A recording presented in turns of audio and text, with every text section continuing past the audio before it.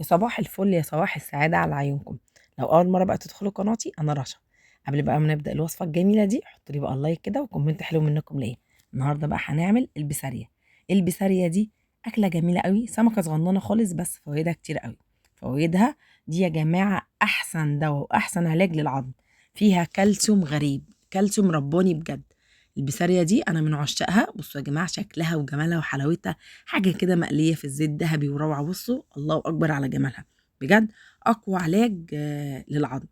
جبت بقى البسارية بتاعتي كده، بقول لكم بصوا الجمال والحلاوة. عايزة تعرفي إن هي طازة إزاي؟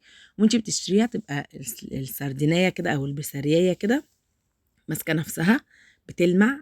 بصوا مش مهرية، تجيبيها كده بقى هي دي الطازة. بصوا جمالها وحلاوتها يا سيدي على الجمال. كل يوم لو هاكلها ما ازهقش منها بجد يا جماعة. عظمة وفيها فوائد كتير جدا. لو عايزين تعرفوا الفوائد بتاعتها اعملوا سيرش كده على البسارية وانتوا هتعرفوا الفوائد الجميلة بتاعتها ومش هتبطلوا تعملوها كل يوم. انا بقى جبتها كده زي ما انا بوريها لكم، بقول لكم كده بصوا تلاقوها كده مصحصحة كده ماسكة نفسها وبتلمع وجميلة زي ما انتم شايفين. تيجي بقى انت جاية ايه شاريها، الكيلو منها ب 25 جنيه، مش غالية. جبتها بقى انا وغسلتها وصفيتها. هاجي بقى هنا هنزل بمعلقة توم، ملح وكمون، واديها بقى كده تتبيلة حلوة كده، اديها اقلبها كلها في بعض. ويلا نشوف بقى هنعمل ايه بالبسارية الجميلة دي. انا من عشاقها، ولو اكلتها كل يوم زي ما قلت لكم ما زهقش منها. انا حطيت بقى هنا معلقة توم مفرومة خالص وملح وكمون. هديها بقى تقليبة حلوة كده زي ما انتم شايفين اهي، من فوق لتحت لتحت لفوق. مش همد ايدي فيها علشان السمك يعني سمكة ضعيفة ما تتهرش مني. زي ما انتم شايفين بقى كده هكون حطيت الزيت بتاعي بقى على النار، واجيب بقى الدقيق. وانتوا عارفين في السمك انا مش بكتر دقيق كتير، احتجت هاخد حبة كده انزلهم واديهم تقليبة كده في تعفيرة الدقيق زي ما انتم شايفينها اهو. بصوا بقلب بقلب برضو ايدي ما لمستهوش خالص. انا كل ده بس عايزه اوريكم كده ايه يعني السمك عامل ازاي، او البسارية بتاعتي عامله ازاي. البسارية دي حاجه صغيره بس يا جماعه خطيره جدا بجد والله العظيم. للعظم حلوه جدا جدا جدا. اهو زي ما انتم شايفين بقى كده انا اديته تقليبه.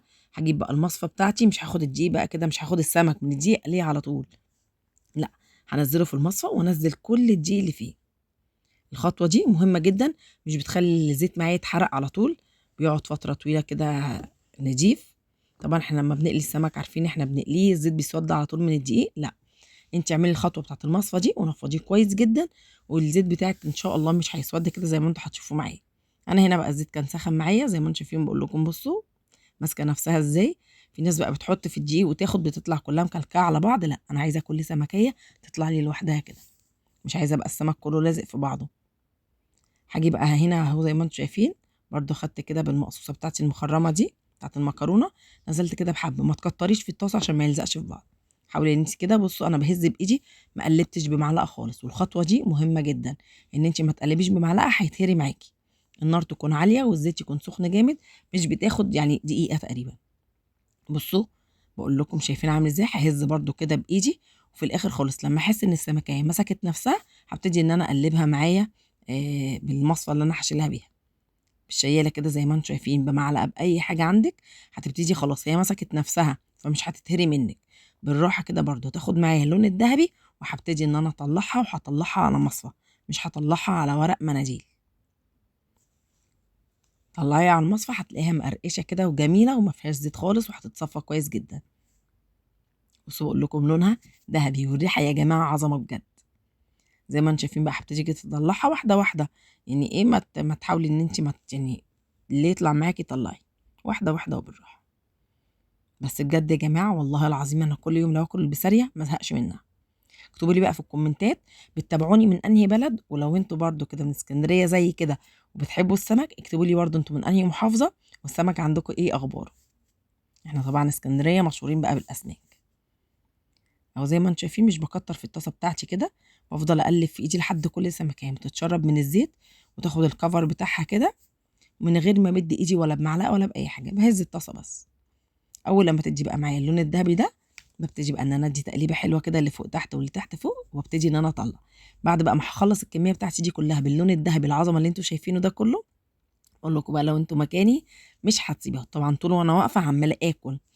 يعني انا واقفه وايدي شغاله بصور وباكل بتكلم وباكل، يعني مش قادره امسك نفسي بصراحه. هي مغريه. خلصت بقى الكميه بتاعتي كده زي ما انتم شايفين. بقول لكم بصوا كل سمكيه طالعه لوحدها مش لازقه في التانيه، ما شاء الله الخطوات امشوا عليها صح هتطلع معاكم بالجمال ده. اديت بقى رشه ملح ورشه كمون ويا سيدي بقى على الجمال والحلاوه. طبعا التتبيله اللي انا عملتها لو حابه تحطي فيها شطه حطي، حابه تحطي برده رشه شطه فوق الوش لو انت بتحبي الحاجه سبايسي هتبقى حلوه. انا مش بحب الشطه، فيعني ايه بقول لكم بصوا اكلت وطول ما انا واقفه عماله اخلصها.